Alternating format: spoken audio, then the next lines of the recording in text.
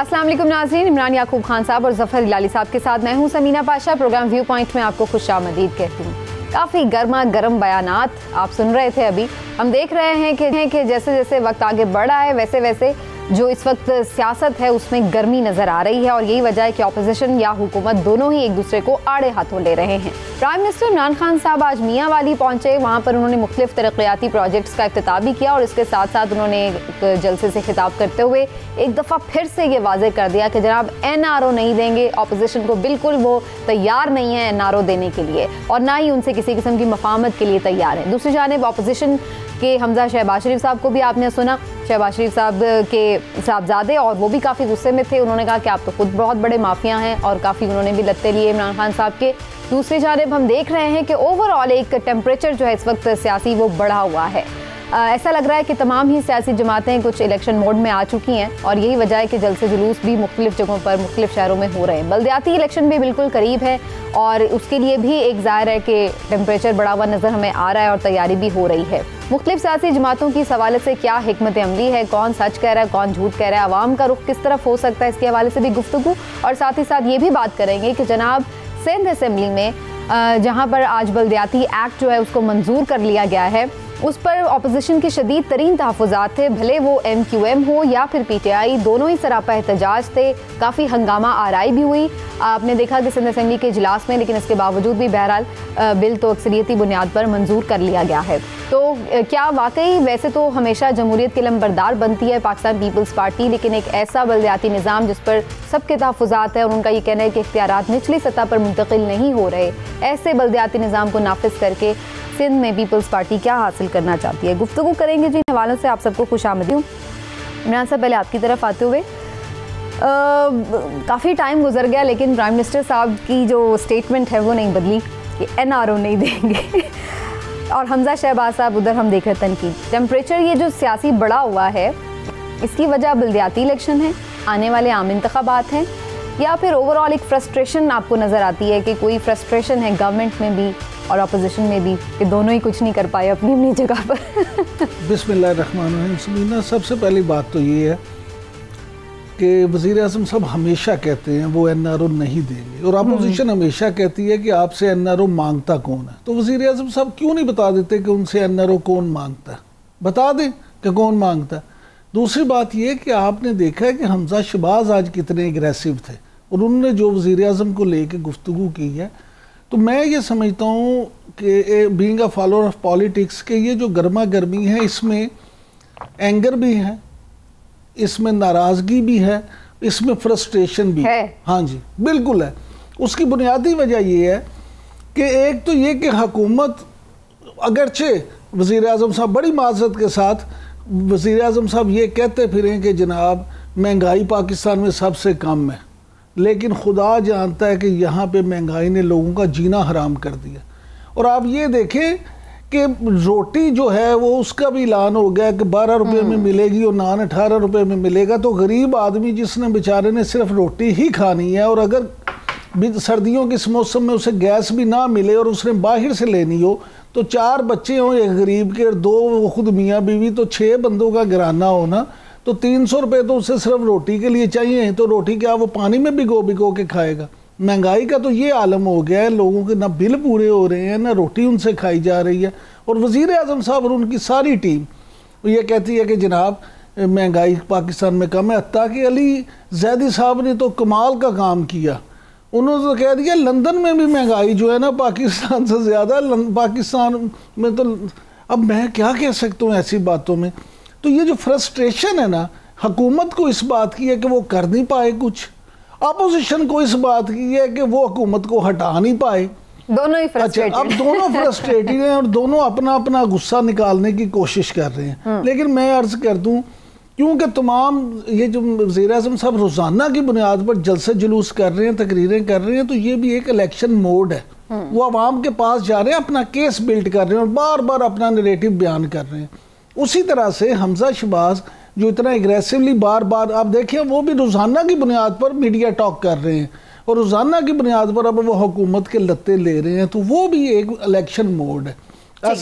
तो ये सब अपने तौर पे इसी लगे हुए हैं काम में कि अब इलेक्शन हो या अगर इन हाउस चेंज की कोई बात हो तो माहौल को इतना गर्मा दिया जाए कि जिसमें कोई ना कोई अंपायर कोई ना कोई नतीजा निकालने पे राजी हो जाए। लेकिन इमरान साहब, मैं तो आपसे एक शॉर्ट सा क्वेश्चन ये जरूर पूछ लूं कि एनआरओ का वक्त गुजर नहीं गया अब वैसे भी?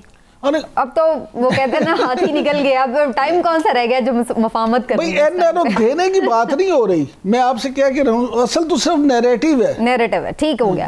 हिलाली साहब, आपको क्या नजर आ रहा है, क्या आप भी समझते हैं प्राइम मिनिस्टर साहब फ्रस्ट्रेटेड हैं क्योंकि वो परफॉर्म नहीं कर पाए, जो कि इमरान साहब की राय है? पहली बात तो ये है, मैं आपसे ये पूछना चाहता हूं कि किस मुल्क के बारे में महंगाई की जब हम बात करते हैं, मेरे पास इधर एक चार्ट है, हिंदुस्तान, फ्रांस, जर्मनी, तुर्की, यूके, यूएसए और पाकिस्तान। उनमें मेरे पास इन्फ्लेशन रेट्स हैं प्री कोविड और पोस्ट कोविड। मैं ये आपसे पूछना चाहता हूं कि कौन सा मुल्क हमारे से बेहतर परफॉर्म किया है in terms of pre and post Covid. माने अगर उनका कोविड का रेट मिसाल के तौर पे 2 रहा और अभी 12 है, तो वो आप कहेंगे कि हमारा परफॉर्मेंस से बदतर है? जो हमारा रेट था 6.75 और अब है 10.5? बिल्कुल नहीं कहेंगे, इसलिए कि हमारा इन्फ्लेशन रेट जो है प्री कोविड और पोस्ट कोविड वो 1.59 है। तो मैं ये जानना चाहता हूं, ये जो कहते हैं हाँ, पूछते हैं, जाहिर है कि करेंसी में जब आप कहेंगे ट्रांसलेट करेंगे डॉलर और पाउंड और यूरो में, वो कुछ मुख्तलिफ होगा, मगर rate of inflation pre Covid और पोस्ट कोविड इंडिया में, मैंने अभी आपको बताया कि कोविड के पहले 2.1% था, अभी 12.54, 5.9 गुना ज्यादा बढ़ा है, 5.9% ज्यादा। फ्रांस में 0.6% से 2.6% बढ़ा है, 4.33%, 4 से 4.5 गुना ज्यादा बढ़ा है। जर्मनी में 4.5 गुना ज्यादा बढ़ा है। तुर्की में एक गुना ज्यादा, 1.5 गुना ज्यादा बढ़ा है, इसलिए कि उधर 14 था और अब 19 है, 1 गुना ज्यादा बढ़ा, 1.5 गुना ज्यादा। यूके में 3.5 गुना ज्यादा, यूएसए में 3 गुना ज्यादा और पाकिस्तान में 1.59, समझिए 2 गुना ज्यादा। तो तुर्की के अलावा हमारा performance is the best. Now देखिए, प्री कोविड तो ये आप तो नहीं कहेंगे कि हर चीज जो था ये इमरान खान का कसूर है, प्री कोविड भी उसका कसूर है, पोस्ट कोविड भी उसका कसूर है, कोविड भी उसका कसूर है, खुदा जो ये भेजता है इलनेसेस वो भी इसलिए कि इमरान खान है, इसलिए कि हमें बीमारियां लगती हैं। यार फॉर गॉड से गेट अ ग्रिप, कोई थोड़ा सा सोच के कंपैरेटिवली और कसूर ना भी हो हिलाली साहब, चीजें मैनेज तो बहरहाल जाहिर है उन्हें ही करनी है, वो जिम्मेदार है, तो अवाम तो उन्हीं से ही खफा होंगे ना कि भाई आपके दौर में हमारे यार अवाम खफा यार, अवाम को आपका जाके पूछती हैं, मुझे आप पूछे, लोग कहते हैं ये नवाज शरीफ को छोड़ा क्यों, इसको खत्म क्यों नहीं करते, इतने पैसे इसके बाहर हैं, इसके पैसे लें, ये जो महंगे शादियां हो रही हैं ये किसके पैसे से, ये हमारी पैसे चोरी हुई हैं, हमारे टैक्स से हो रहे हैं, वो खफा नहीं है? अच्छा, लेकिन ये कोई डिस्कशन नहीं हो सकती, आवाम नाराज है, उनका कसूर नहीं है और इस चीज को अंडरस्टैंड करना पड़ेगा, ये एक आलमी मसला है। बिल्कुल ठीक है।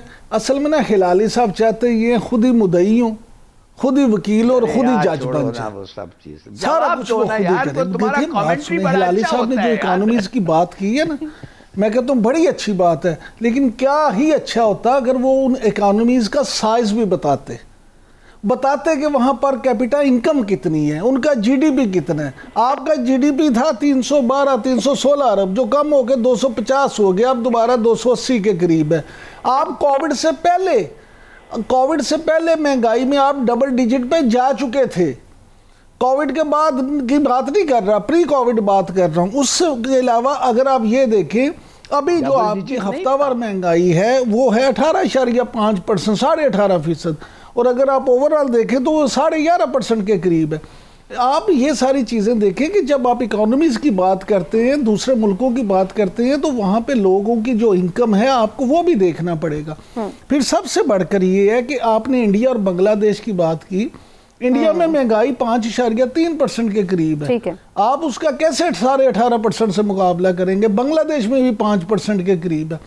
असल इशू ये नहीं है, ये जो गोरख धंधे हैं दादोशुमार के, इनसे मैं, आप, इलाली साहब यहाँ प्रोग्राम में डिस्कशन तो कर सकते हैं, और आज तो ये हमारा मौजूद भी नहीं है, लेकिन आप दोनों ने इसको मौजूद बना दिया। लेकिन जो मामला है ना आम आदमी का, आम आदमी को इससे सरोकार नहीं है। आम आदमी ये चाहता, बिल्कुल वो चाहता है हिलाली साहब कि करप्ट लोग अंदर हों, उनसे लूटी हुई दौलत वापस ली जाए। मैं भी ये चाहता हूं, लेकिन आप फिर नवाज शरीफ को करप्ट साबित तो करें, उससे लूटें तो सही। आपने तो लोगों को ख्वाब ये दिखाया था कि इनसे लूटी हुई दौलत वापस लेंगे। मैं तो इस बात से इनकार ही नहीं करता, मानता हूं कि वो करप्ट है, लेकिन आप साबित करके उनसे पैसे ले लें। लेकिन अगर आप सिर्फ वावेला मचाते रहें कि वो करप्ट हैं, वो करप्ट हैं, वो करप्ट हैं, और उनसे ले कुछ ना सके, तो फिर हमारा बतौर अवाम आपसे नवाज शरीफ साहब पे तो खैर साबित हुआ है ना, वो तो अब मेडिकल ग्राउंड्स पे गए हैं। वैसे तो वो मुजरिम है, मुजरिम से आपने वसूल क्या किया? मुजरिम से आपने वसूल क्या किया? मुजरिम तो आपने बनाया ना उनको अकामे पे। वो तो वैसे लेना चाह रहे थे वो 7 अरब रुपए का एफिडेविट, लेकिन वो क्या बॉन्ड। गुजारिश ये है कि आपने लिया तो नहीं, कुछ ले तो नहीं सकते। आप जरूर ले दें, आप उनसे लूटी हुई दौलत उनके खलक से लें। अब आम का हमारा पैसा लूटा हुआ, जिस वो कोई भी सियासतदान हो, को ब्यूरोक्रेट हो, जो भी लुटेरे हैं उनसे लें। फिर आपको लगता है एनआरओ दे दिया है? मैं ये नहीं समझता, मैं समझता हूँ कि ये सिर्फ सियासी खोखली नारेबाजी है, खोखली नारेबाजी, अवाम को बेवकूफ बनाने का तरीका और कुछ नहीं। जी लाली साहब, अरे यार इसको क्या जवाब देना है? अगर नवाज शरीफ करप्ट नहीं है तो आप और मैं इस दुनिया में है ही नहीं। माने सोचिए तो सही, एक लोहार का लड़का billions dollar worth of property. यार बताएं तो सही, ये कौन सा उसका बिजनेस इतना अच्छा चलता है? मुल्क की इकोनॉमी को तो तबाह कर दिया है, मगर अपना बिजनेस उसका बड़ा बढ़ गया है। और ये सब जो FIA और ये सब लोग जो निकले हुए हैं, सब चीज पकड़ रहे हैं, कोई इसका भतीजा, ये वो सब पकड़ी, वो सब गलत है, उस पर कोई सबूत ही नहीं है। भाई इसको जब पूछो तो ये सबूत देता ही नहीं है। ये कहता है मैं क्यों दूं सबूत, मेरे पास जैसे भी आ गए, तुम बताओ मैंने कैसे चोरी की। यार फॉर गॉड से गेट अ ग्रिप। कोई आदमी इस पे, कोई एक इंसान नहीं है पाकिस्तान में जो समझता है कि उन्होंने पैसे नहीं बनाए। एक इंसान नहीं है, इमरान याकूब के अलावा एक इंसान नहीं है। वो नहीं बनाए, वो कह रहे नहीं, वो कह रहे मत पकड़ो, इसलिए वो बनाए नहीं है पैसे। हिलाली साहब मैं माफी चाहता हूं, अगर आप अपनी आंखों पे पट्टी बांध के बुग़्ज़ के साथ कोई फैसला करेंगे तो मैं उससे इतराज जरूर करूंगा। नहीं, मैं फैसला क्या करूंगा? सर गुजारिश सुन लें ना, अब गुजारिश सुन लें। जब आप बात करते हैं तो सुनने का हौसला भी रखें। गुजारिश सिर्फ इतनी है कि आप मुझे, मैं तो कहता हूं कि वो करप्ट है, मैंने तो नहीं कहा कि वो ईमानदार है। मैं ये कहता हूं कि अगर आप किसी को कहते हैं कि वो करप्ट है तो फिर उसको साबित कर दें। अगर मैं आपके बारे में या आप मेरे बारे में यहाँ बैठ के जो भी कहते रहे, अगर उसको साबित ना कर सके तो कौन हो जाएगा? हम तो कहते हैं हमने तो इमरान खान साहब को पसंद इसलिए किया था, इमरान खान साहब को मीडिया में हीरो बनाया था। ठीक हो गया, चलिए आज ये टॉपिक है नहीं है, थोड़ा इसको पॉइंट हो गया है, वो जेल से भगोड़ा है, साबित तो हो गया है करप्ट है। यार वो कितने दफे साबित करेंगे? ठीक है, चलिए उन्होंने जितना साबित करना था खुद को मासूम नवाज शरीफ साहब ने, उन्होंने भी कर लिया, और जितना इमरान खान साहब ने उन्हें करप्ट साबित करना था उन्होंने कर लिया। अब अवाम के हाथ में फैसला देखेंगे कि वो क्या करते हैं, किसकी बात पे यकीन रखते हैं। लेकिन हिलाली साहब अब बल्दियाती इलेक्शन की तैयारी के लिए कहा है आज इमरान खान साहब ने भी, क्या देख रहे हैं आप उनकी, जो आप बेशक अपने रीजन दे रहे हैं कि महंगाई क्यों है, तो क्या आवाम इस चीज को बाय करेगी? बल्दियाती इलेक्शन में कहां स्टैंडिंग देख रहे हैं आप PTI की, पंजाब में स्पेशली? अच्छा, पंजाब में मेरे ख्याल में PTI, देखिए नून के सपोर्टर्स हैं और PTI के सपोर्टर्स हैं, ये दो बड़े पार्टीज हैं। मैं समझता हूँ PTI का परफॉर्मेंस पहले से बेहतर होगा, मगर नून का सपोर्ट है। और अगर पंजाब की आवाम ये सब जो हो रहा है इन पे कोई नोटिस ना लें, माने ये किस्म के जो चार्जेस और काउंटर चार्जेस निकल रहे हैं लोगों के ख़िलाफ़, अगर वो सोचते हैं कि जब तक क्या कहते हैं कोर्ट ने फैसला नहीं किया उस वक्त तक जितने भी लोग भागे हुए हैं उधर से पंजाब से, जो शरीफ फैमिली के पूरे 2-2 फैमिलीज ही खाली कर दिए हैं और दोनों जाके बाहर रह रहे हैं, और एक आदमी भी होटल में नहीं है, सब अपने घरों में रह रहे हैं उधर। और ये घर के पैसे जो आए थे ये इसलिए आए थे कि बड़े अच्छे बिजनेसमैन हैं, ये इसलिए नहीं आए थे कि 1992 में एक लॉ पास किया था कि पूछो ही मत कि पैसे जब उधर से आते हैं कैसे आते हैं। तो मेरे ख्याल में अगर आप ऐसी चीज़ों के लिए तैयार हैं तो फिर कह दें कि ये सब ईमानदार हैं, तो सब ईमानदार हैं, तो उनकी अच्छी सपोर्ट होती थी एक ज़माने में, तो शायद अभी भी है। बिल्कुल ठीक है। तो आपको लगता है कि पीटीआई की परफॉर्मेंस इतनी बुरी नहीं होगी बल्दियाती इलेक्शन में, बल्कि पहले से अच्छी होगी? इमरान साहब मेरा ख्याल है थोड़ा इख्तिलाफ ही रखते हैं। नहीं, मुझे ये लगता है कि बल्दियाती इलेक्शन जो होते हैं ना, आप देखें इसमें कोई शक ही नहीं है कि मुकाबला मुस्लिम लीग नून और पीटीआई में होगा, लेकिन बल्दियाती इलेक्शन में होता ये है कि वहाँ पे जो कॉन्स्टिट्यूएंसी है वो क्योंकि छोटी होती है, वहाँ पे ज़ाती असर रसूख भी बहुत होता है और फैक्टर्स। हाँ जी, और मैं ये समझता हूँ कि आप देखेंगे कि अगर बल्दियाती इलेक्शन हो गए, मेरा इस पे बहुत बड़ा अगर है। अच्छा, अगर बल्दियाती इलेक्शन हुए तो पंजाब में आप देखेंगे कि इन जमातों के अलावा आज़ाद लोग भी बहुत मुंतखब होंगे। ठीक है, बहुत सारे लोग जो हैं वो होंगे। फिर टीएलपी को आप नज़रअंदाज ना करें, टीआरपी एक डार्क हॉर्स के तौर पे सामने आएगी और आप देखेंगे उसके लोग होंगे।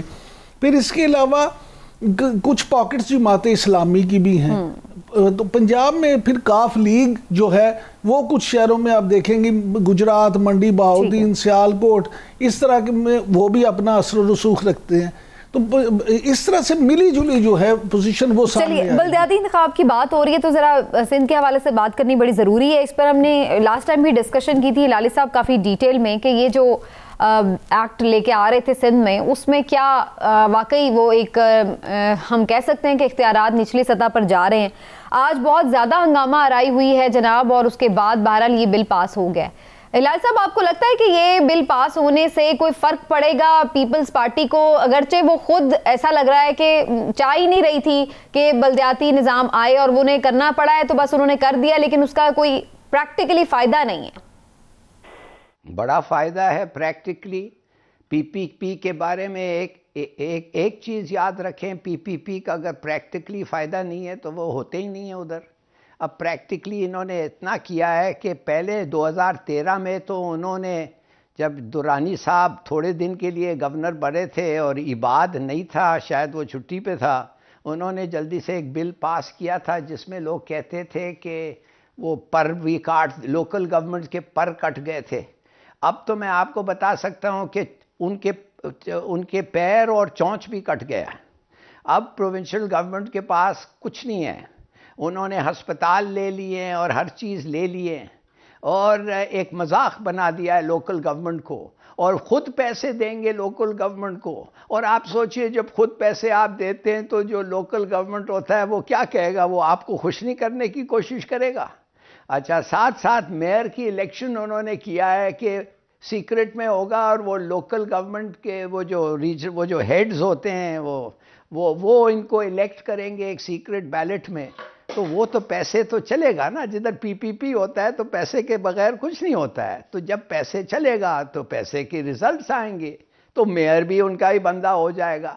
यानी पीपल्स पार्टी को तो फायदा होगा पॉलिटिकली, लेकिन आवाम को कोई फायदा नहीं होगा। Practically Samina, practically. ठीक है, ओके। हाँ, एक चीज और बता दूं जल्दी से, टैक्सिंग, ज्यादा टैक्सेशन भी उन्होंने लोकल बॉडीज का खुद अपने हाथ में ले लिया है, मगर वो जो बाथरूम के लिए 10 रुपया का फी होता है वो आप लोकल गवर्नमेंट को वो देने के लिए मेरे ख्याल में तैयार है। अच्छा, चले, कुछ तो आ जाएगा लोकल गवर्नमेंट के भी। इमरान साहब, वैसे तो पीपल्स पार्टी बहुत कहती है जी जमहूरियत के लिए, मुझे ये समझ नहीं आ रही, जब इस टाइप का आप कानून अपने सूबे में पास करेंगे तो फिर बाकी सूबों में आप किस मुंह से तनकीद करेंगे कि जी यहाँ पे बल्दियाती निज़ाम अच्छे नहीं है? अच्छा समीना, मैं बल्दियाती इलेक्शन पे इस बिल पे कोई भी बात करने से पहले ना मुराद अली शाह साहब के हवाले से आज ज़रूर बात करना चाहूँगा। मैं मुराद अली शाह साहब को समझता हूँ कि काफ़ी लोगों से बेहतर हैं, पीपल्स पार्टी के काफ़ी लोगों से, और उन्होंने बतौर CM कम से कम कायम अली शाह साहब से बेहतर काम किया। लेकिन आज जो उन्होंने तकरीर की है और जिस तरह से उन्होंने एक बार फिर सिंध कार्ड खेलने की कोशिश की है, और जिस तरह से उन्होंने कहा कि हमें मजबूर ना किया जाए, नहीं तो हम ये कर देंगे वो कर देंगे, यानी एक तरह से धमकी भी दी है अलग होने की। तो मैं इसको नहीं समझता कि कम से कम आपको इतनी गैर जिम्मेदारी का सबूत नहीं देना चाहिए कि आप फ्लोर पे आके एक सूबे के चीफ मिनिस्टर होते हुए इस तरह की बात करें। आप पाकिस्तानी हैं, आपको पाकिस्तानियत की बात करनी चाहिए। तो मैं पहली बात तो ये। दूसरी बात, अब बलदियाती इलेक्शन के हवाले से अगर हम कर लें, बलदियाती बिल के हवाले से, इस कानून के हवाले से देखें, पंजाब में जो बिल हुआ है और जो वहाँ पे, उन दोनों में कोई बहुत ज़्यादा फ़र्क नहीं है।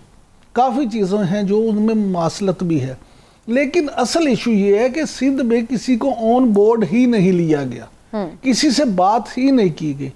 पंजाब में इन्होंने ये काम किया है कि इन्होंने नून लीग से या काफ लीग से या दूसरे लोगों से राय ले ली है, किसी हद तक उनको किसी ना किसी तरीके से ऑन बोर्ड लिया है।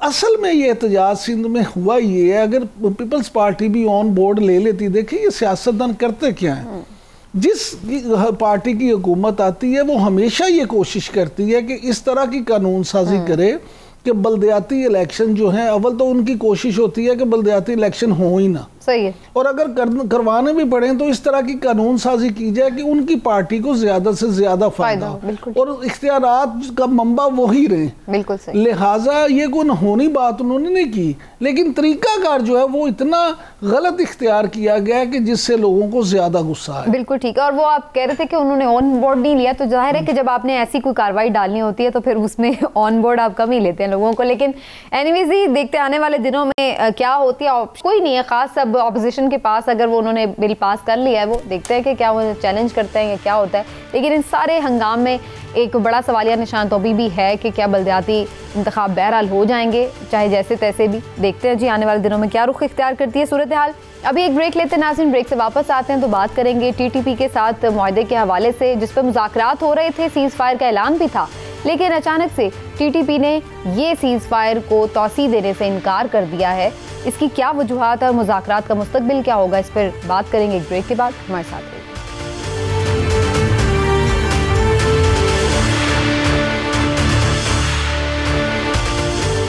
वेलकम बैक नाज़रीन। तहरीक तालिबान पाकिस्तान के साथ हुकूमत पाकिस्तान के मुज़ाकरात जारी थे और इस हवाले से इब्तदाई तौर पर एक जंगबंदी का ऐलान भी किया गया था, जिस पर दोनों तरफ से ऐसा कहा जा रहा था कि कारबंद भी हैं फरीक। लेकिन TTP की जानिब से एक एलामिया जारी किया गया है जिसमें ये कहा गया है कि जी हम जो सीज़ फायर का मुआहदा था उसको मज़ीद तौसी नहीं दे रहे हैं, और फ़िलहाल उसकी वजूहात उन्होंने बहुत डिटेल में नहीं बताई, लेकिन जो बुनियादी तौर पर उन्होंने वजह बताई वो यही कि जनाब हुकूमत पाकिस्तान, रियासत पाकिस्तान की जानिब से जो ये कहा गया था कि शराइत हम लोगों के दरमियान तय हुई थी उन पर अमल दरामद नहीं किया गया, तो इसलिए हम ये सीज़ फायर मुआहदे को जो है तौसी नहीं दे रहे हैं। बहरहाल अब इस पेशरफ्त के बाद बहुत सारे सवालात हैं। तो ये कि जो ये मुआहदा या मुज़ाकरात जो जारी थे तहरीक तालिबान पाकिस्तान के साथ, उसके हवाले से ऑलरेडी मुख्तलिफ सियासी जमातों और मुख्तलिफ हलकों में बेचैनी पाई जाती थी, और सब जो सियासी जमातें थी वो ये मुतालबा कर रही थी कि इसको पार्लियामेंट के फोरम पर डिस्कस होना चाहिए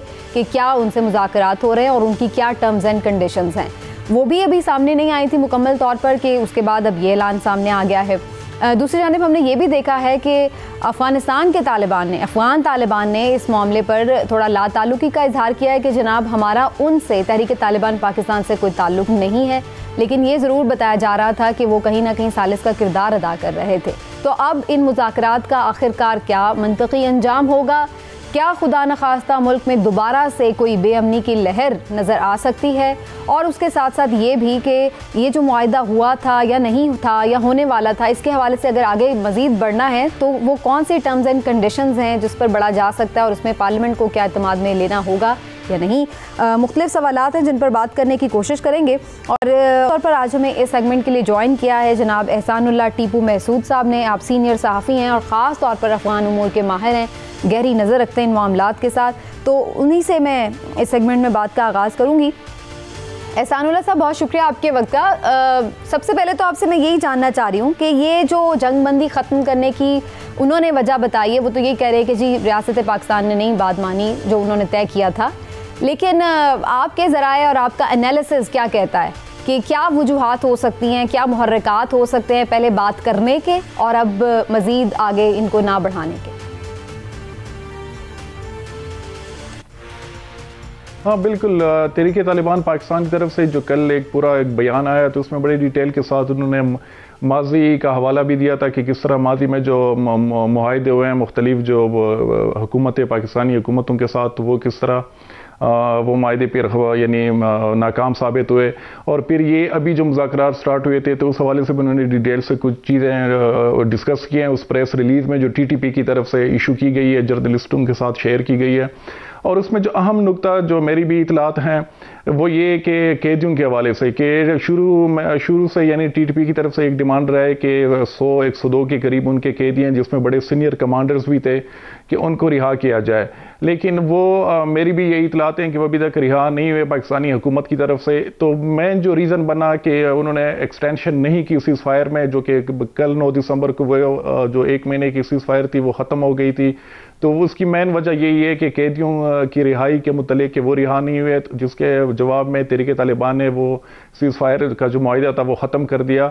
और जिसके नतीजे में आज फिर डिस्ट्रिक्ट टांग जो कि खैबर पख्तूनख्वा में वज़ीरिस्तान के साथ जिनकी बाउंड्रीज़ हैं, तो वहाँ पे उन्होंने हमला भी किया है जिसमें यानी एक पुलिस एहलकार शहीद हुआ है और एक जो FC का एहलकार है वो उसमें ज़ख्मी हुआ है। तो वो चीज़ें अब दोबारा मुझे लग रहा है कि मामला जा रहे हैं। आपको क्या नजर आ रहा है, क्या कोई प्रेशर है रियासत पाकिस्तान के ऊपर एहसानुल्लाह साहब के, वो जो अगर उन्होंने उनसे कोई कमिटमेंट की थी तो वो पूरी नहीं की गई, या फिर उनकी जानिब से कुछ इस तरह के मामलात रहे होंगे जिसकी वजह से फिर जाहिर है कि हम लोगों को भी सोच विचार करके कदम रखना है, क्या वजह हो सकती है? हाँ वो ये यानी शुरू में हम भी या वो जर्नलिस्ट जो इस इशू को कवर कर रहे हैं, हम ऑप्टिमिस्ट है कि अफगान तालिबान के सालसी के नतीजे में हो सकता है इस दफ़ा अमन मुआहिदा हो और वो देर पाओ, यानी पिछले जो अमन मुआहिदात हुए थे उसकी तरह ना हो कि फिर महीने या हफ्ते बाद वो यानी वो एक दूसरे फरीकैन जो एक दूसरे पे उन्होंने खिलाफ वर्जी किया वो इल्ज़ाम लगाए, फिर वो मुआहिदे जो ख़त्म हो गए थे जिसके नतीजे में फिर मुख्तलिफ मिलिट्री ऑफ करने पड़े TTP के ख़िलाफ़। तो इस दफ़ा ये उम्मीद थी कि अफगान तालिबान और ख़ासकर जो अफगान तालिबान हक़ानी नेटवर्क के जो सरबराह हैं जो अभी मौजूदा वहाँ पे इंटीरियर मिनिस्टर भी हैं और डिप्टी सुप्रीम लीडर भी हैं अफगान तालिबान के, उनकी बरारास्त इसमें शमूलियत भी थी सिराजुद्दीन हक़ानी की। तो उससे ये उम्मीद हो गई थी कि हो सकता है इस दफ़ा मामला बेहतरी की तरफ जाएं, लेकिन कल जब सीज़ फायर की एक्सटेंशन नहीं हुई TTP की जानिब से तो मुझे लग रहा है कि फिर मामलात यानी वो जिस तरह खटाई में नजर आ रही है। चलिए साहब मैं आती हूँ दोबारा भी आपकी जानिब, लेकिन मैं यहाँ पे ज़फ़र हिलाली साहब का मैं ज़रा कमेंट ज़रूर शामिल करना चाहूँगी इस हवाले से। हिलाली साहब आप भी ये शुरू में ही बात कर रहे थे जब मुज़ाकरात की खबर सामने आ रही थी कि कभी भी ये मुआहिदे जो हैं हमने पास्ट में भी देखा है कि उस तरह से इन पर कारबंद रहते नहीं हैं अफ्रीकन। अब आपको क्या नज़र आ रहा है ये जो इनकी सीज़ फायर ना होने का है, उसके बाद फिर हम यही समझें कि इस सारे मुज़ाकरात का भी अंजाम माजी की तरह ही होगा? देखिए पहली बात तो ये है कि ये जो हैं ये दहशतगर्द, इनको कैसे, इनका रोज़ी कैसे आता है? हम लोगों ने कभी सोचा है कि इनकी रोज़ी कैसे आती है? कौन सा मुल्क है जो इनको रोज़ी देता है? ये रहते कैसे हैं? अगर दहशतगर्दी ना करें, अगर ड्रग ट्रेड में नहीं ये शामिल हो, अगर लूट मार ना करें तो ये रहते कैसे हैं? इनको पैसे किधर से आते हैं? चंदा किधर से मिलता है? और आसान है, हमारे दुश्मनों से उनको चंदा मिलता है, इसलिए कि वो पाकिस्तान पे और ख़ास तौर पाकिस्तान पे अटैक करते हैं। हिंदुस्तान उनको दे रहा है, शायद CIA उनको दे रहा है, तो प्रेशर बढ़ाने के लिए हमारे पे। तो इट्स ऑब्वियस अब वो क्यों आए हमारे से, जब उनका क्या कहते हैं उनका खाना पीना पाकिस्तान की लड़ाई में है, तो वो क्यों हमारे साथ अमन मांगेंगे? और इनकी डिमांड्स देखिए, वो कहते हैं हमारा एक मुल्क चाहिए, हमारा निज़ाम चाहिए, हमारा मजहब चाहिए। क्या कोई एक मुल्क है दुनिया में जो दहशतगर्दों को अपना मजहब को कंट्रोल और अपना मुल्क को टेरिटरी दे सकता है? कभी हो सकता था? एक मिनट के लिए भी आप सोच सकते हैं इनके साथ मुआहिदा? और क्यों गए? इसलिए कि वो अपने प्रिजनर्स मांग रहे थे, वो कैदियों को मांग रहे थे। उन्होंने कहा भाई 1 महीना छोड़ो, हम कुछ नहीं करते, 1 महीना बर्दाश्त करो, ये कैदियों को निकालो और फिर हम शुरू हो जाएंगे। मैंने ये तो 10 दफे हुआ है। ये एक मुझे समझ नहीं आ रही है कि हम किस किस्म के लोग हैं कि हमने इनकी रवैया से सीखा नहीं है। और हम कहते हैं हाय हाय हाय सीज फायर खत्म हो गया। क्या यार, it's so pathetic, pathetic I tell you. ठीक, तो आपको ये लेकिन इमरान साहब फिर हम बार बार एक एक्सपेरिमेंट क्यों करते हैं जब हमें पता चल चुका है कि ये लोग हमेशा ही इसी तरह से इन एग्रीमेंट्स का हाल करते हैं, तो फिर बार बार वो एक्सपेरिमेंट क्यों करती है रियासत पाकिस्तान, जबकि इसके तमाम जो इदारे हैं वो स्टेक होल्डर हैं इसमें? सबीना, सिर्फ रियासत पाकिस्तान ही ऐसा नहीं करती। मुझे आप बताएं, दुनिया में कौन सा मुल्क है, कौन सी रियासत है जिसने ये काम ना किया हो? अमेरिका ने अफगानिस्तान में कितनी दफ़ा मार खाई है, तो फिर क्या मुज़ाकरात नहीं किए? देखिए, अल्टीमेटली आपको चीज़ें ख़त्म करने के लिए मुज़ाकरात करना पड़ते हैं। इस पर्टिकुलर मामले में भी रियासत पाकिस्तान चाहती ये थी कि अगर ये मामलात एमिकेबली हल हो जाएं तो उससे फ़ायदा ये होगा कि वहाँ पे जो हमारा इलाका गैर कहा जाता है, वहाँ पे कबायली इलाकों में अमन कायम हो जाता, वहाँ पे तरक्याती काम होते, वो केपी का जिस तरह से रूटीन लाइफ होती है, और लोग जब रूटीन की लाइफ में आते, स्कूल कॉलेजेस में जाते, वहाँ पे डेवलपमेंट होती, रोजगार के मौके होते, तो आप तो ख्वाब देख रहे हैं, ये होता कैसे? इस तरह के लोगों के बच जाते। ये थी रियासत पाकिस्तान की कोशिश। लेकिन जब उसमें नहीं उस तरह से हुआ और उनके मुतालबात बढ़ गए, या उनके मुतालबात ऐसे थे कुछ जो नहीं माने जा सकते थे, किसी तौर भी काबिल कबूल नहीं थे, तो फिर रियासत ने वो मुतालबात नहीं माने। देखें, सिर्फ ये रहाई का मसला नहीं है, रहाई का मसला एक उनका है, लेकिन मुझे आप ये बताएं, रियासत पाकिस्तान तो ये मुतालबा करती है कि आप जनाब जो कानूनी मामलात हैं उनका आपको सामना करना पड़ेगा, और जो अगर जुर्मदार हैं, किसी में इन्वॉल्व हैं, वो कानून का आके सामना करें, जो उसमें कसूरवार होंगे उनको सज़ा होगी, बाकी जो हैं वो रिहा कर दिए जाएंगे। यो तो उसमें तो नहीं कहते, लेकिन असल चीज़ ये देख लें कि कानून की बालादस्ती के बगैर कोई भी रियासत जो है ना कायम हो सकती है और ना कायम रह सकती है। अल्टीमेटली कानून की बालादस्ती ही सबसे जरूरी होती है। ये नहीं हो सकता था कि किसी ने कोई भी जुर्म किया हुआ है तो उसके लिए दरवाजे खोल दिए, ऐसे नहीं हो सकता। दूसरी बात ये, ऐसे जंगल में तो हो सकता है, मुहज़्ज़ब माशरे में ये नहीं हो सकता कि आप एक शरीफ इंसान को और एक कातिल को एक ही तरीके से डील करें। फिर दूसरी बात ये, जो इनके मुख्तलिफ ग्रुप्स हैं, कुछ ग्रुप्स तो पाकिस्तान की रियासत पाकिस्तान के मुतालबात मान गए थे, लेकिन कुछ ग्रुप जो थे वो रिजिड थे, उन्होंने ये बात नहीं मानी। अब जिस तरह से बता रहे थे अभी टीपू साहब भी कि जो अफगानिस्तान की तरफ से जो उन पे दबाव आया है और उन्होंने कहा कि जी आप उनके साथ करें, अब देखते हैं कि इसमें क्या होता है, क्योंकि इंडिया या इसराइल या इस तरह की जो पाकिस्तान दुश्मन कुव्वतें हैं वो हर हाल में कोशिश करेंगी कि कोई भी सेटलमेंट ना हो और पाकिस्तान में बदअमनी रहे और पाकिस्तान में दहशतगर्दी के वाक़यात हो। लेकिन महसूद साहब, आपसे मैं ये ज़रूर जानना चाहूँगी कि जो अफगान तालिबान का स्टेटमेंट सामने आ रहा है, ज़बीहुल्लाह मुजाहिद जो उनके तर्जुमान भी हैं उनकी जानिब से भी, वो ऐसा तो नहीं लग रहा है कि उन्होंने मुज़ाकरात शुरू तो करवाए लेकिन बाद में वो कुछ डिस्टेंस पे हो गए हैं, और यही वजह है कि उस तरह से उनका प्रेशर है नहीं है तहरीक तालिबान पाकिस्तान पर? तो कितनी अहमियत है उनके स्टेटमेंट की भी, और उसके पर्सपेक्टिव में आप क्या देख रहे हैं, टीटीपी क्या करने जा रही है आने वाले दिनों में?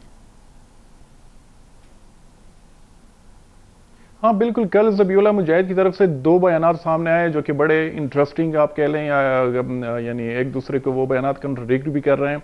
एक अरब न्यूज़ के साथ उन्होंने इंटरव्यू में कहा कि पाकिस्तानी तालिबान के साथ हमारा यानी ऑर्गेनाइजेशनल लेवल पे कोई ताल्लुक नहीं है, और उनका जो ऑब्जेक्टिव है वो भी हम उसके साथ नहीं हैं। वो उसने उसके जवाब में कहा था कि पिछले दिनों जो तहरीक तालिबान पाकिस्तान के सरबराह नूर वली महसूद, उनकी एक वीडियो सामने आई जिसमें वो अपने जो जंगजू हैं या उनके जो मुख्तलिफ कमांडर्स हैं उनसे खिताब वो कर रहे हैं, और वहाँ पे वो कह रहे हैं कि जो तहरीक तालिबान पाकिस्तान है ये हिस्सा है इमारत इस्लामी अफगानिस्तान का, और ये यानी ये उसका हिस्सा है, हम उसी के साथ ही काम कर रहे हैं। तो उसके जवाब में ज़बीहुल्लाह मुजाहिद ने कल ये बयान दिया अरब न्यूज़ को एक इंटरव्यू में। लेकिन फिर शाम को वॉइस ऑफ अमेरिका के साथ बात करते हुए उन्होंने एक बहुत मैं कहूँगा कि बहुत बड़ी बात उसने कही कि जब उनसे पूछा जाता है कि पाकिस्तान में वहाँ पे शरिया या इस्लाम का निज़ाम है, तो वो आगे से कहता है कि नहीं, पाकिस्तान में कोई इस्लामी निज़ाम नहीं है, बल्कि वहाँ पे वही निज़ाम है जो पिछले 20 सालों में अफगानिस्तान में मुसल्लत था। अशरफ गनी और हामिद करज़ई के दौर में, और वहाँ पे जो पाकिस्तानी हुक्मरान है वो सिर्फ यानी मादी जो वसाइल हैं उनके पीछे उनकी कोशिश होती है।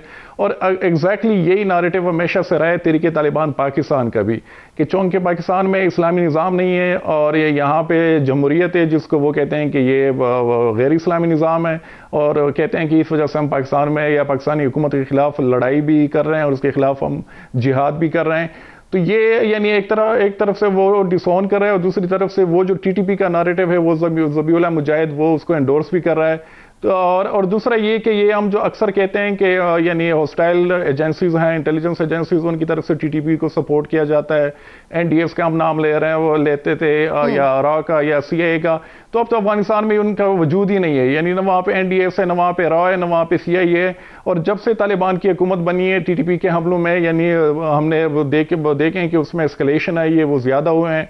उनको यानी मेरी अपनी इतलात हैं कि उनको फाइनेंशियली टीटीपी काफ़ी फाइनेंशियल क्राइसिस में थी, उनको पैसे भी मिले हैं। बल्कि परसों जो वीडियो आई है टीटीपी की जानिब से मुफ्ती नूर वली महसूस जो सरबराह हैं, तो उसमें आप साफ हम देख सकते हैं कि उनके पास जो गाड़ियाँ हैं उसमें अफगान नेशनल आर्मी की गाड़ियाँ हैं, जो कि तालिबान ने वो यानी जब अफगानिस्तान पे उनका हो रहा था कब्जा और उन्होंने अपने उसमें लिया था कब्जे में अफगान नेशनल आर्मी के, अफगान पुलिस के, तो उनके पास वो गाड़ियाँ भी हैं।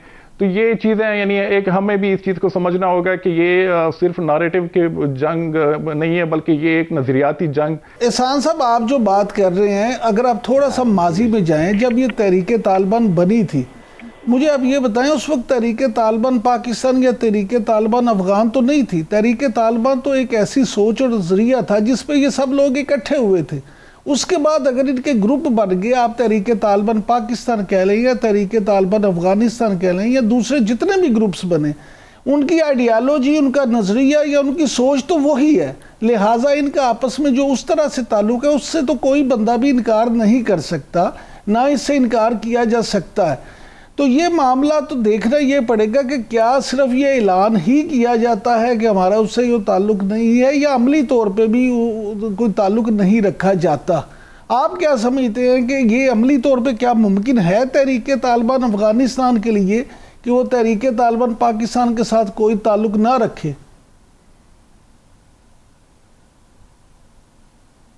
हाँ, यानी अमली तौर पे ग्राउंड पे जो हमें चीज़ें नज़र आ रही हैं, तो वहाँ पे जो तहरीक तालिबान पाकिस्तान टीटीपी की जो पूरी लीडरशिप है, तो मेरी इतलात के मुताबिक वो अफगानिस्तान में है, अभी भी अफगानिस्तान में, वहाँ पे उनके बेसेस हैं और वहाँ पे अपने फैमिलीज़ के साथ वो मूव हो गए ऑपरेशन ज़रब अज़ब के बाद या उसके बाद जो ऑपरेशन रद्दुल फसाद के नतीजे में, तो वहाँ पे उनकी प्रेजेंस हमें सामने नज़र आ रही है। और दूसरा अमली ताल्लुक का सबसे जो यानी बड़ी मिसाल यहाँ या चीज़ हमने देखी कि जब काबुल पे कब्जा हुआ अफगान तालिबान का, तो पूरे चरखी जो जेल है जो कि अफगानिस्तान का सबसे बड़ा जेल है, तो वहाँ पे सैकड़ों की तादाद में टीटीपी के जो लोग थे जिसको अशरफ गनी ने कैद में रखा था वो रिहा हो गए, जिसमें यानी जो बजवड़ के वो चैप्टर के उनके अमीर रहे हैं, बहुत सीनियर कमांडर रहे हैं, मौलवी फकीर मोहम्मद वो भी हैं, पीर वजीरिस्तान से। नहीं, ये बात तो आपकी सही है और ये तो सभी कह रहे हैं कि अफगान तालिबान के आने के बाद जाहिर है कि टीटीपी को भी एक स्ट्रेंथ तो मिली है।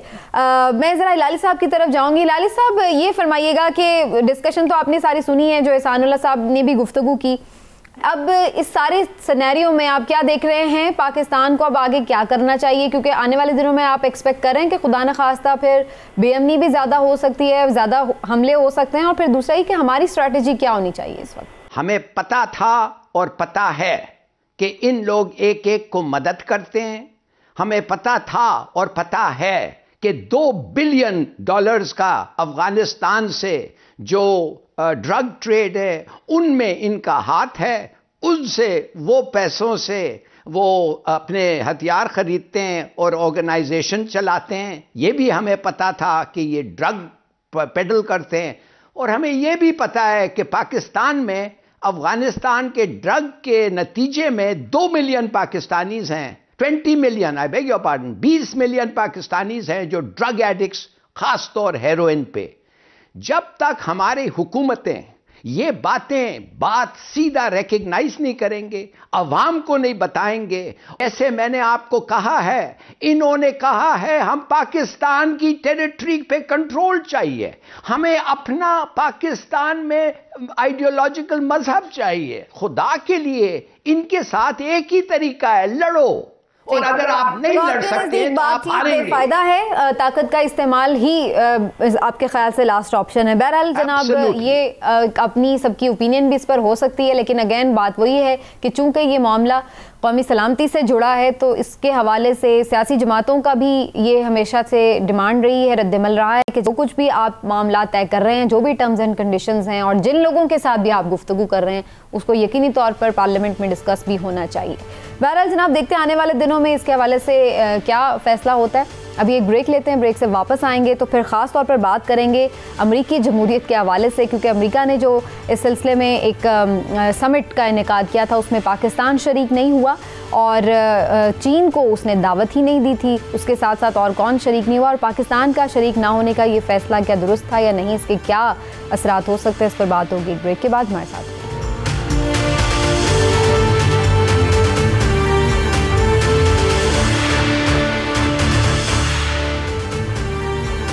वेलकम बैक नाजरीन। अमेरिका ने जो समिट का इनेकाद किया था जमहूरियत के ऊपर, उसमें पाकिस्तान को दावत दी गई थी लेकिन पाकिस्तान ने शिरकत नहीं की।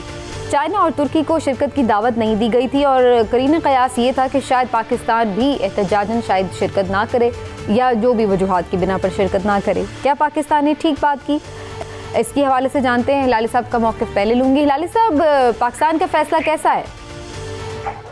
देखिए, मैं समझता हूँ बहुत ज़बरदस्त फैसला है, बहुत बहादुर फैसला है और ये फैसला होना था। और मुझे पता है कुछ लोग खुश नहीं हैं, मगर मैं बहुत खुश हूँ।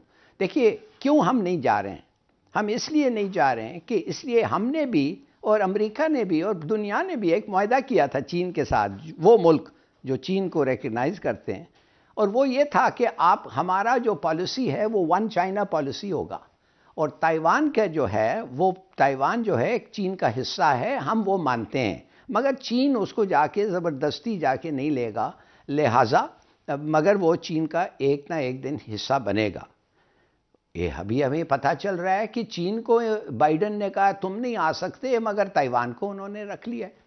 वही ये तो मुआहदा किया था, ये तो वही बात हुई ना जो ट्रंप ने ईरान के साथ किया था, साइन करो और फिर कहो कि नहीं है, मैं नहीं, मुझे अच्छा नहीं लग रहा है मुआहदा। इस तरीके से मुआहदे नहीं होते हैं। दूसरी बात, हमने चीन जो हमारे साथ 1960 से खड़ा हुआ है थ्रू थिक एंड थिन, माने वो हमारे साथ खड़ा रहा है, 60 का, 62 का और 65 का, 71 का, थिक एंड थिन हमारे साथ खड़ा है और हमें पीठ में छुरी नहीं भोंका है जो अमेरिका ने किया है 1965 में। आप यकीन कर सकते हैं कि जंग के बीच में अमेरिका कहता है कि हम तुम्हारे को कोई असला नहीं देते हैं, तो हमने अमेरिका को कहा भाई हम तो सिर्फ असला तुम्हारे से लेते हैं, ये जंग हो रहा है, हम जंग के मिड्स में हैं, हमें दो हमारे जो एम्यूनिशन है कम से कम, नहीं तो हम रूस से और ये वो सब छोड़ के तुम्हारे गोद में आ गए थे। उन्होंने कहा नहीं, तुमने इनको जंग नहीं लड़ना था, लिहाजा हमने सैंक्शन कर दिया, हमें तुम्हारे पर सैंक्शन रखा हुआ है। सोच सकती हैं आप, जंग के दरमियान में फिर भी हम कुछ नहीं सीखे और हमने फिर गए और फिर अब आप देख रहे हैं हिंदुस्तान, भाई हिंदुस्तान हमारा दुश्मन है, आप उसको 25 बम के हथियार, 25 न्यूक्लियर वेपन्स के एनरिच्ड यूरेनियम दे रहे हैं, ठीक है, और हमें सैंक्शन पे सैंक्शन लगा रहे हैं। फिर आपने तो फिर हम क्यों आपके साथ बैठे? बिल्कुल ठीक है। हिलाल साहब, ये तो आपका पॉइंट ऑफ व्यू। इमरान साहब, आपका क्या ख्याल है? मुकम्मल तौर पर चाइना के पलड़े में अपना वजन डाल देना, अमेरिका से फासला इख्तियार कर लेना, क्या ये सही खारजा पॉलिसी है? देखें, बात यह है कि मैं समझता हूँ कि पाकिस्तान को अपनी खारजा पॉलिसी ऐसी बनानी चाहिए कि चीन के साथ भी अच्छे ताल्लुकात हो और अमेरिका को भी बिल्कुल नज़रअंदाज ना किया जाए। लेकिन सवाल ये है कि किस बिना पे, इसकी कीमत क्या अदा कर दी है पाकिस्तान। अगर आप देखें तो अमेरिका तो मुसलसल पाकिस्तान को नज़रअंदाज कर रहा है। सदर बाइडन ने आज तक वज़ीर आज़म इमरान खान साहब को टेलीफोन कॉल करना भी मुनासिब नहीं समझा। तो फिर आप देखें, जब आपके हर मुश्किल में चीन आपके साथ खड़ा हुआ है, उसने आपकी मदद की है, तो आपको लाजमी चीन का ख्याल करना चाहिए। इसके अलावा रूस और तुर्की जो हैं, तुर्की भी आपका दोस्त है, रूस के साथ आपके ताल्लुकात बेहतर हो रहे हैं, उनको भी करके असल में ये अमेरिका ने जानबूझ के चूज एंड पिक वाली पॉलिसी अपनाई थी और उसने कुछ लोगों को बुला लिया, कुछ को ना बुलाया और यहाँ पे एक शुरू किया मामला कि जिससे ये अनारकी फैले। मैं समझता हूँ पाकिस्तानी हुकूमत ने ये अच्छा फ़ैसला किया है, उनको यही फ़ैसला करना चाहिए था लेकिन इसके साथ साथ अमेरिका के साथ बिल्कुल ताल्लुकात को ख़त्म भी नहीं करना चाहिए। इस स्टेज पे, इस नहज पे नहीं लेके जाना चाहिए कि अमेरिका आपके सामने खड़ा हो जाए। उसकी बुनियादी वजह यह है कि अमेरिका पहले ही आपको पूरी दुनिया के ज़रिए से, इदारों के ज़रिए से प्रेशराइज कर रहा है, आप पे दबाव बढ़ा रहा है। तो आप जब ऐसी सूरत हाल में, जब माशी सूरत हाल पहले ही बड़ी ख़राब है, आप IMF के पास गए हुए हैं, वर्ल्ड बैंक के सामने घुटने टेके हुए हैं, तो ये एशियन डेवलपमेंट बैंक है, ये सारी चीज़ें तो अमेरिका उस पर बहुत असरअंदाज होता है। इसलिए आपको वहाँ भी बड़े प्लेयर्स के साथ हम कोई नाराजगी भी अफोर्ड नहीं कर सकते। बिल्कुल ठीक है। चलिए जी, देखते हैं आने वाले दिनों में क्या सूरत हाल होती है इस हवाले से भी, और नज़रेंगे पाकिस्तान के खारजा ताल्लुकात के हवाले से भी। नाज़रीन, आज के प्रोग्राम से इतना ही। अपना फीडबैक जरूर दीजिएगा। इंशाल्लाह फिर आपसे मुलाकात होगी। अल्लाह हाफ़िज़।